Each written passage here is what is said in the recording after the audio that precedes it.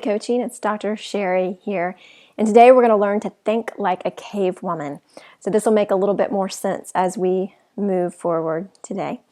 So quick introduction, I am Sherri Jacobs. I'm a naturopathic doctor and a certified nutrition specialist, founder and owner of HealthE Coaching, and we believe in taking a coaching approach or using the coaching model when we work with clients. So we incorporate naturopathic medicine and nutrition with a coaching program so that we want people to incorporate health and wellness into their life from here on out. We don't want to just work on a Band-Aid type approach of working with symptoms. We want people to really learn what it's like to feel true health and wellness and be able to incorporate these principles into their daily life. Okay, so I'm a little biased towards naturopathic medicine, clearly. I do believe that it's where we're headed. The future of healthcare has to come back around to wellness care, and the core of naturopathic medicine is wellness care. So coming from a disease model, which we've been doing for so long in conventional medicine, and coming back to prevention and using nutrition and focusing on getting people well and keeping people well. Okay, so let's go into our topic today. I like to say I am an expert on stress, and not because I have all the answers to stress necessarily, but because it's something that I'm constantly dealing with in my life, and I have to find a way to balance out stress on a day-to-day basis.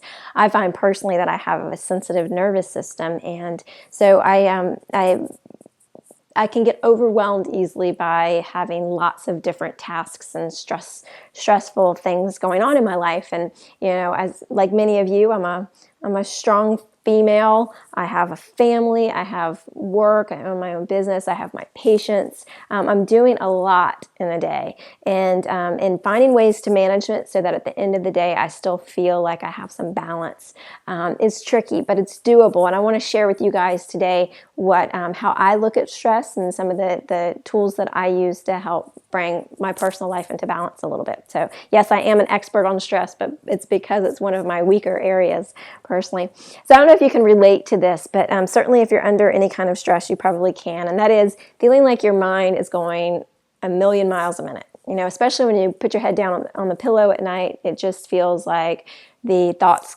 go, go, go, and you don't really have a lot of control over them. That's too much stress. Muscle tension, feeling, especially these days when we're all on computers most of the day, we really can hold a lot of tension in our shoulders and our neck. And this muscle tension, it's sort of a vicious cycle, because when you're feeling stress, you hold on to tension in your muscles. And then when your muscles are tense, it sends a signal to your brain saying you're having more stress. So it really is a vicious cycle. But that chronic muscle tension, the inability to let go of the muscles, is definitely a sign of stress. A lot of you will relate to this, and that's a feeling of being wired but tired. You've had a full day, you've been up since 6, the kids have gotten ready for school, you've been doing a million things, and then at the end of the day, when you should be tired and ready for bed, you actually feel wired. You're exhausted, but you feel wired. And that's a tough place to be. That's a big, big symptom of too much stress in your life, not enough balance. Coming to the end of the day where you just feel like there's not enough hours in the day. That feeling of not enough is a symptom of stress. Energy drain and fatigue. When you're doing the things that you think you should be doing, your diet's clean and your exercise is good, and you're getting regular labs and your thyroid, your adrenals, everything looks good, but you still feel fatigued and drained. That's often a sign of stress. And all of your energy is going towards just trying to find some balance in your daily stressful life, and it doesn't have anything left over for you to feel balanced and good and have good energy. If you have trouble relaxing, if you feel easily frustrated, this is a big one. I've noticed that when with my kids sometimes. I find there's days that I'm short with my kids, and I have to step back and say, what was that about? Because it's not about the kids. It's about me being too occupied with all of the things that I have going in my mind that I can't completely be there for my kids, and I find little things they do might frustrate me too easily, and that's a really big sign of stress. And I know that a lot of you can relate when you really feel bad about that one. Don't want to be frustrated with people in your life that you love, too easily frustrated.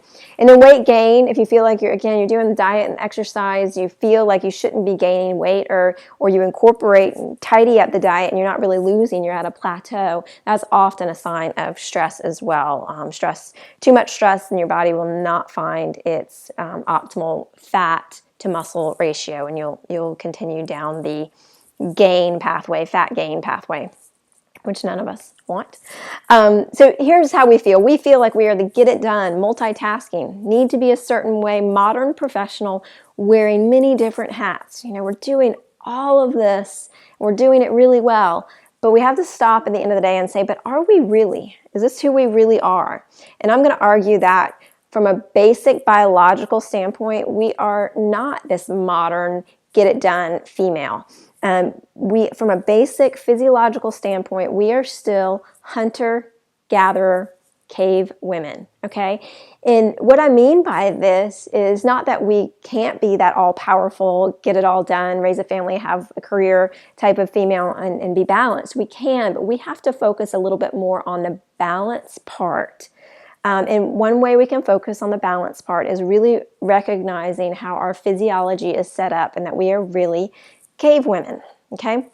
So our stress physiology does not really recognize whether stress is coming from something relatively minor, like, being in traffic and being late for a meeting, that sense of tension that we feel, or if it's a more of a stressful situation like we're physiologically programmed where there is a bear in our cave. So we have dinner on the table, we're making dinner in our hunter-gatherer years, and we look around the corner, and there is a bear coming into our cave. So our physiology believes that we are threatened, and we go into a fight or flight mode, even though it may be that we're just sitting in traffic and we're telling ourselves bad things about our finances and we are late for a meeting, right? That's a different scenario, but to the body doesn't know that scenario is different. So we have this set of fight or flight chemicals that are released. And when they are released, we have an increased heart rate. We have very quick responses. So that's part of that being easily frustrated or jumpy. If you ever feel jittery or jumpy, you hear one loud noise and you're hitting the ceiling. That's the startle reflex. It's too much. It's your body's in a constant state of tension. Rapid breathing, excitability, the feeling of being restless, just can't calm down, and increased blood sugar. So when the body goes into fight or flight mode, it mobilizes blood sugar. So your blood glucose levels become higher so that you can get ready to run real fast or fight that bear, okay? Now the opposite of fight or flight is rest and digest. Rest and digest is where we all really want to live most of our lives, in rest and digest. That's where we feel relaxed and calm, peaceful. Our mood is stable and even. Digestion is perfect. So when we're in any kind of stress situation, the last thing the body cares about really is digesting food. So it's more worried about fighting or fleeing. So digestion's cut off.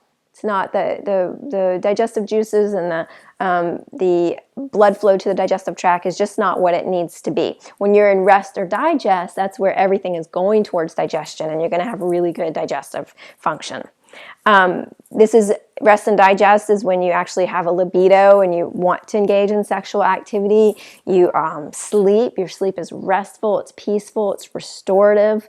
So you can see we really want to live in this place of rest and digest. Now, fight or flight is life-saving. We would not be around as a species if we were not really good at fight or flight.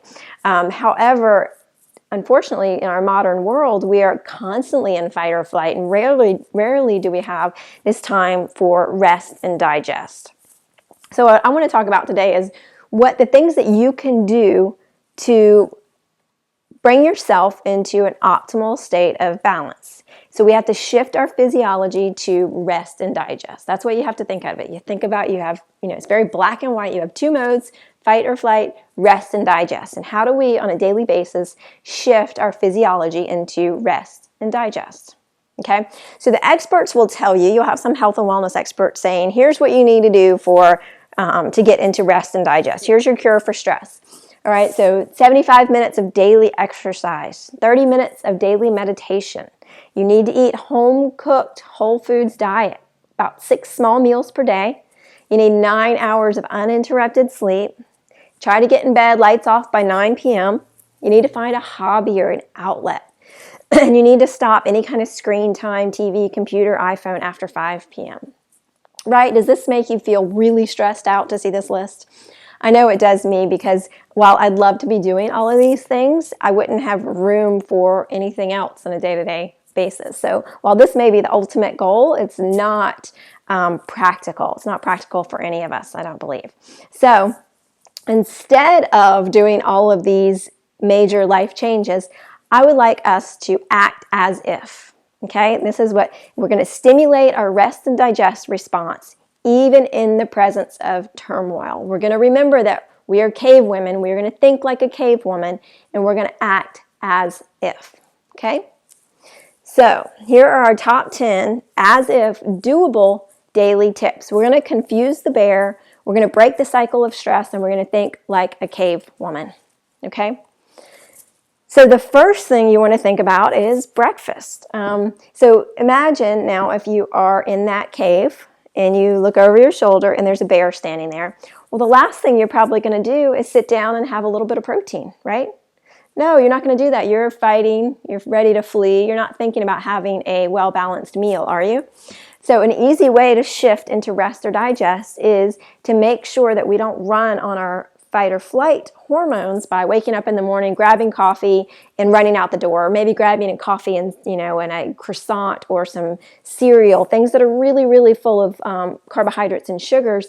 They're not going to send us into that rest or digest mode. They're going to continue the fight or flight.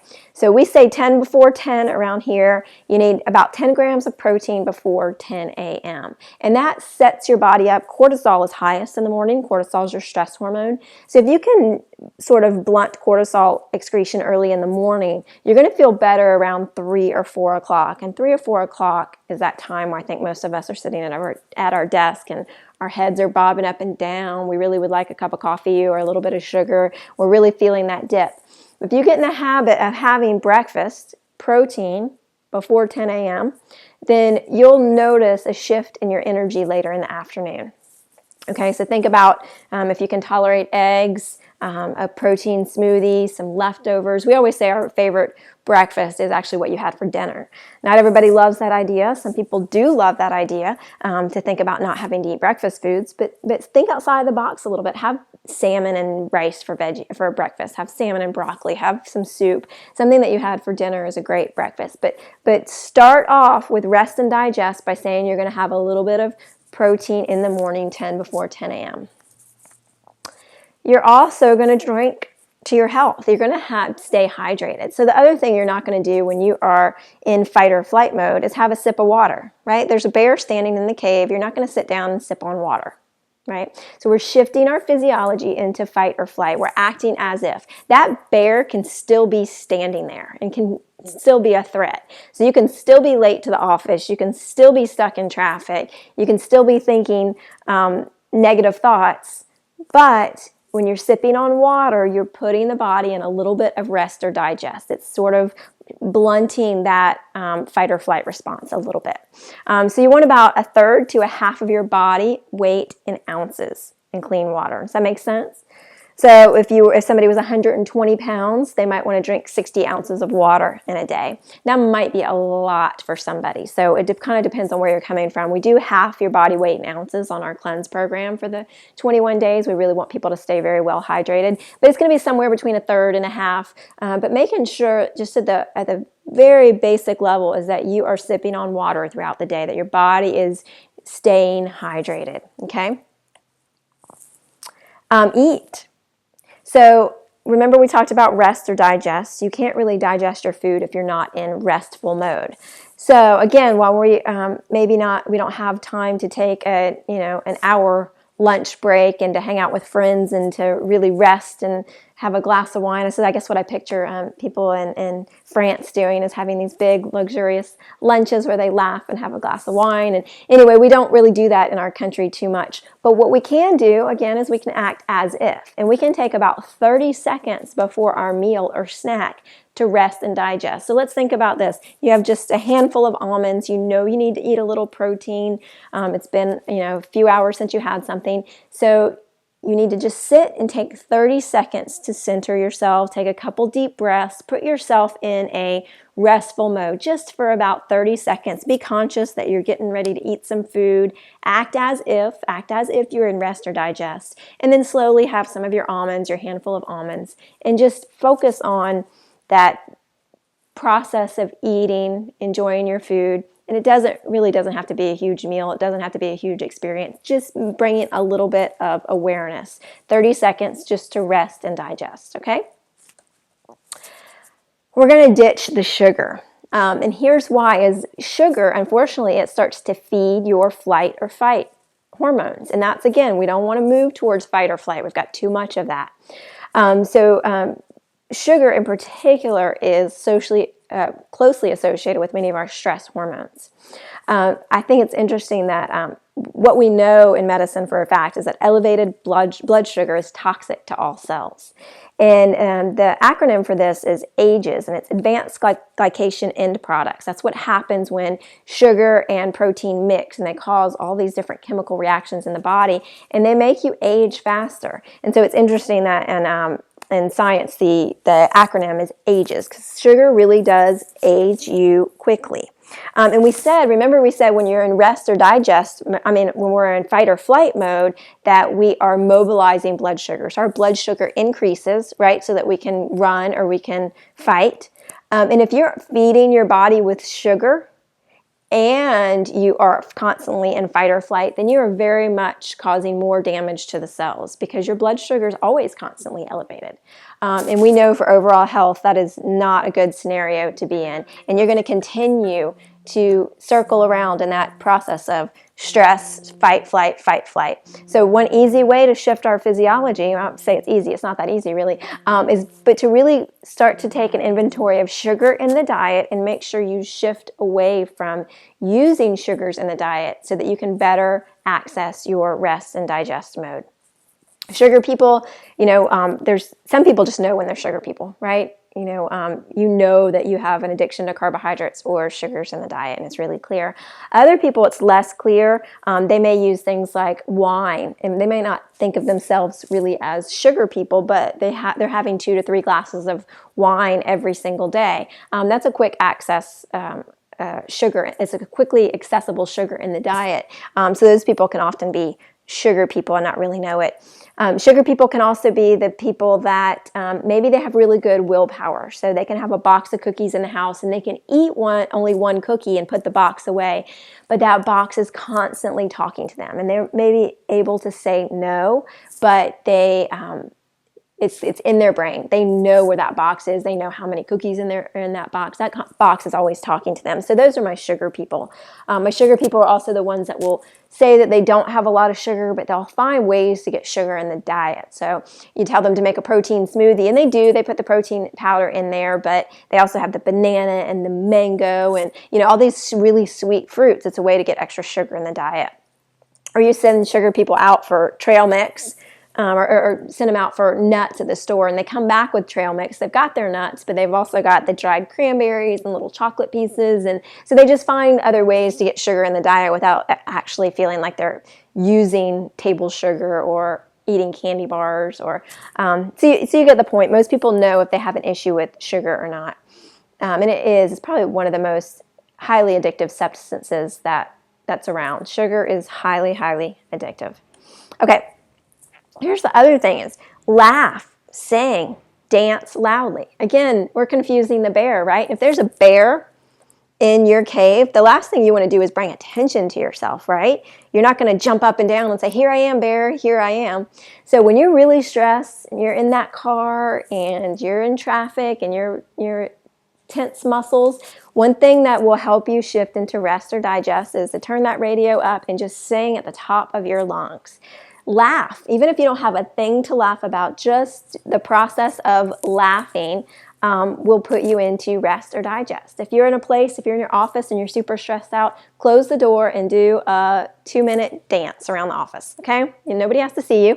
But those kinds of things tell your body that you're no longer in fight or flight. You're acting as if, and you're now in a state of more closely into a state of rest and digest, okay?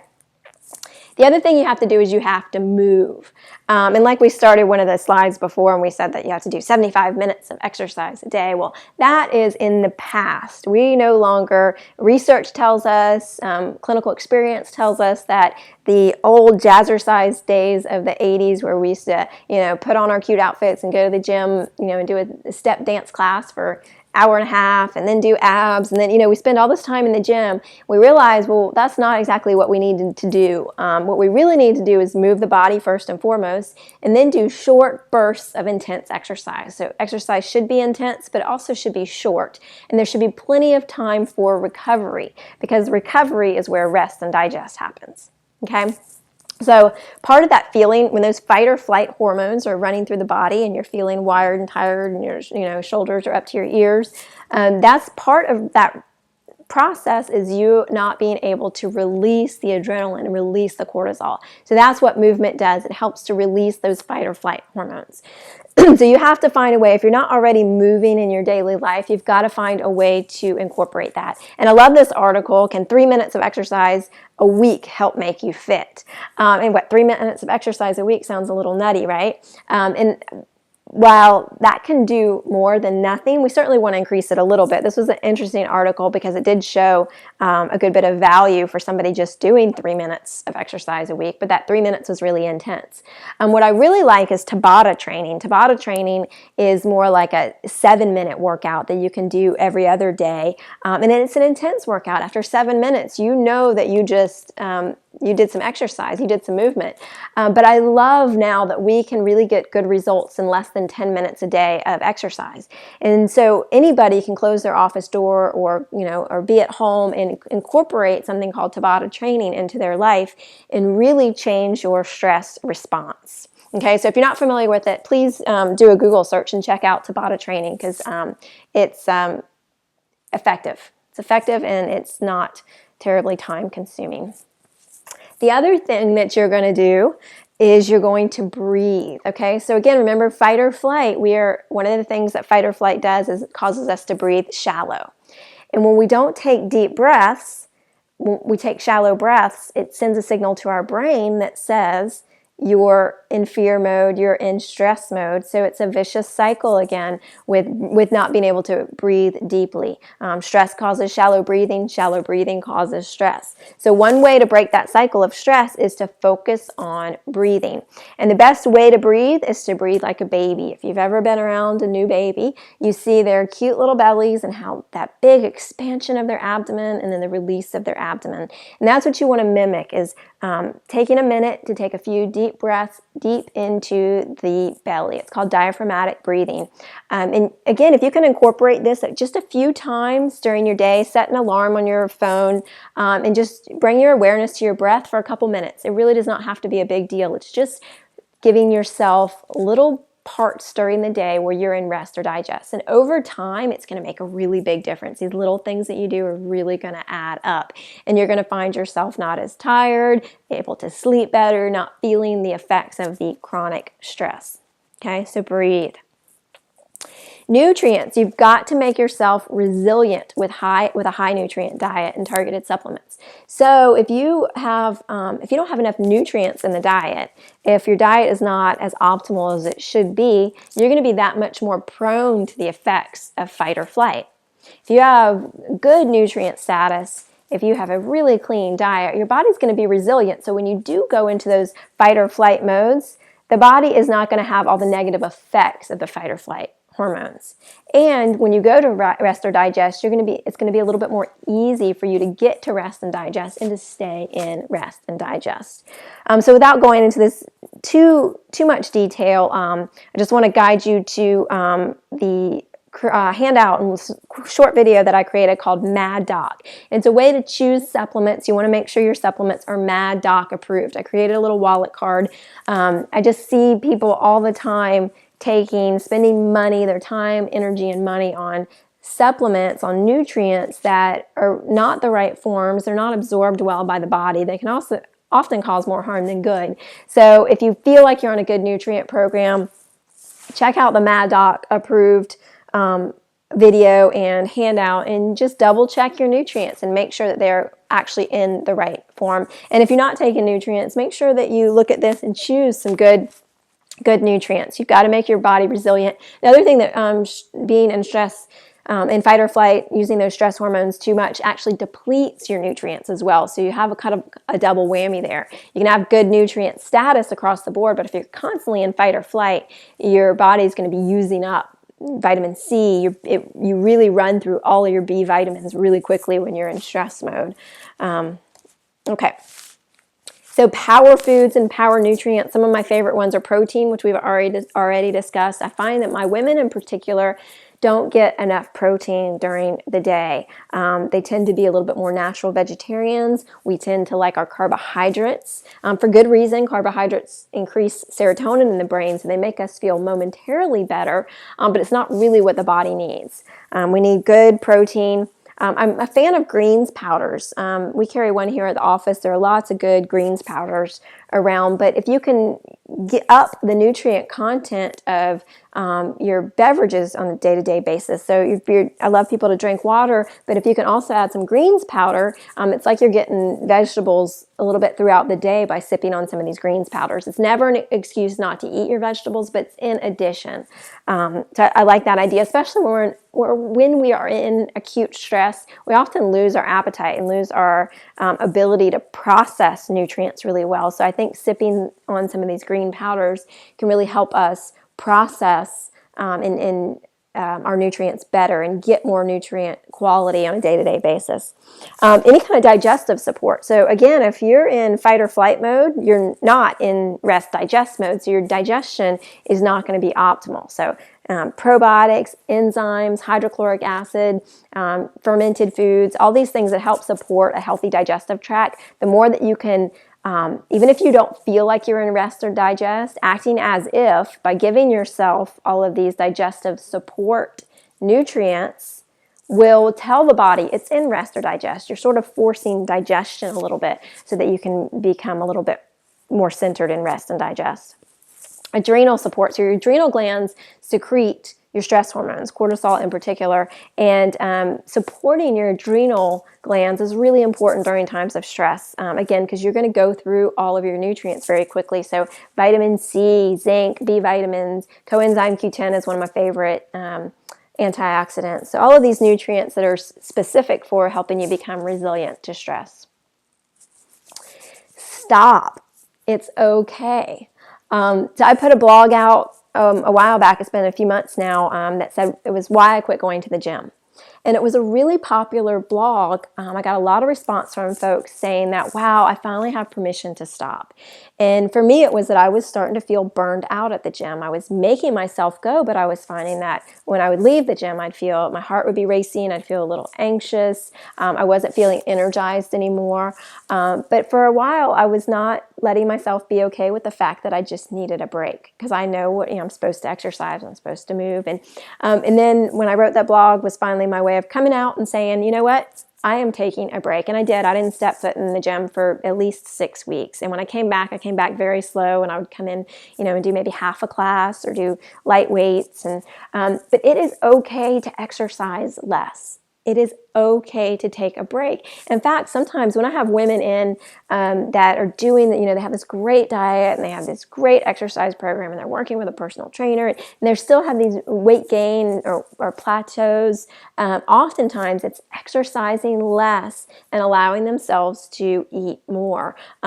It really is that stress response that's keeping the weight around. So it is okay to back off. I want you to move, but walking is a form of movement. Yoga is a form of movement. So just being active in your daily life. So if you're somebody that loves to go to the gym, you can't think of going for a couple days without going to the gym, you do these high intensity exercises, and you're not feeling great, think about backing off. Stop. It's okay. Take breaks. We have to sort of separate ourselves from what we think we need to be doing all the time and constantly being plugged in to computers and telephones and email and just take breaks. And the biggest thing is to be gentle with yourself. So you are a strong, powerful woman, but you are a cave woman living in modern times. And I don't want you to forget that. So I know I've gone through periods of where I've just 6 months, I have just done, blogs and talks, and I've seen tons of patients, and I've just gone. And then at the end of 6 months, I realized, wow, I just burnt myself out. I thought I was handling it all until I wasn't. And that's the time to be really gentle with yourself and realize that although there's so much expected of us, our physiology is really like a cave woman, and we have to go back to that and be gentle. We have to back off. We have to take breaks. We have to maybe not fit into what society says we're supposed to be, and figure out ways to find really good balance in our lives so that we can really be there for our families and our patients and everybody that we want to be there for. Okay? Oh, and the last one's number 10 here is dig deeper, test, don't guess. All right, so let's say that you have an issue with your fight or flight. You feel all these symptoms of stress, and you're working on it. You're doing the clean diet, and you're backing off of intense exercise, or maybe you're adding in good exercise. You're utilizing some of these principles of putting your body into rest or digest, and yet you still don't feel good. You still feel like stress has gotten the best of you. So know that there are ways to test for this. There are ways to look a little bit deeper into your physiology and figure out what's going on. One of these, and this is just a little snippet, but is an adrenal stress profile. You can actually measure out your stress hormone throughout the day and see where you're at, see where your low points are, see where your high points are. And then there are nutrition-based ways that you can manipulate this curve so that you can start to get back to your true energetic, healthy self, the one that jumps out of bed in the morning and can't wait for the day, that doesn't have a crash around 4, that can sleep throughout the night and feel rested. Okay. You can also measure out some of your neurotransmitters, so you can look and see what some of your brain chemistry is doing. Is there serotonin that keeps you happy and peaceful? Is it in the right range? GABA is your calming neurotransmitter. Is it too high? Is it too low? You can just look at these from a different perspective. And just without going into a lot of detail, I just want people to know that if your stress physiology is out of whack and you haven't been able to figure out the tools to get it back in balance, there are ways that you can look a little bit deeper. Okay? So your top 10 stress management techniques: eat, sleep, eat, sleep, eat, sleep, eat, sleep, eat, sleep, right? Coming from the cat. I know I always look at my cat when I leave for the office, and she just seems like she has the best, most relaxed rest, digest life possible. So I always like to end any talk that I give with some Pollenisms. If you're not familiar, Michael Pollan is a great journalist. He's written quite a few books, like The Omnivore's Dilemma. And he has these little snippets or ways of simplifying nutrition, and we really like some of his Pollenisms. So one is eat food. It sounds silly, right? Eat food, of course. But I can't tell you how many times my husband will come back from a regular grocery store like Harris Teeter, and he'll say, I just couldn't find any food there. And what he means really is just good whole foods. We're so used to just seeing these packaged foods and these processed foods in the supermarket, we kind of forget what it's like to just really eat food. So eat food. Don't eat anything your great-grandmother would not recognize as food. That's a great rule of thumb, right? Avoid food products that have more than 5 ingredients. Avoid food products containing ingredients that a 3rd grader cannot pronounce. So always have your kids try to read the ingredients before you buy something. Avoid food products that make health claims. If the front of a box says something about lowering your cholesterol or being heart healthy, you can almost guarantee it's not. So avoid anything that's trying to be healthy. In the same vein as avoid food products with the wordoid light or low fat or non-fat in their names. It's just another way to further process your food. You want to eat your food as close to how it came from nature, how it came out of the animal or it came out of the ground. So you want to avoid food products that have these funny man-made terms. Avoid foods that are pretending to be something that they are not. So things like tofurkey and vegetarian sausage patties, these kinds of foods are really highly processed foods. So you want to stay away from them. Eat food that's actually food. Avoid foods that you see advertised on television. Almost across the board, if it's on television, you can guarantee that it is not something that we want to have in our kitchen on a daily basis. You want your food to rot, so eat food that is eventually going to go bad. Food that doesn't go bad is a little bit scary to us. We want our food to rot.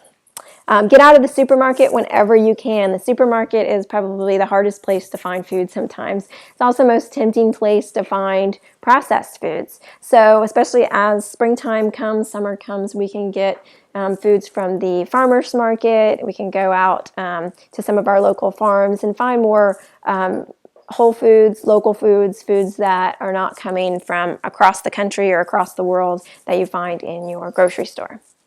So. All right, so thanks for being with me today, and I hope that this adds a little bit of a perspective on the stress response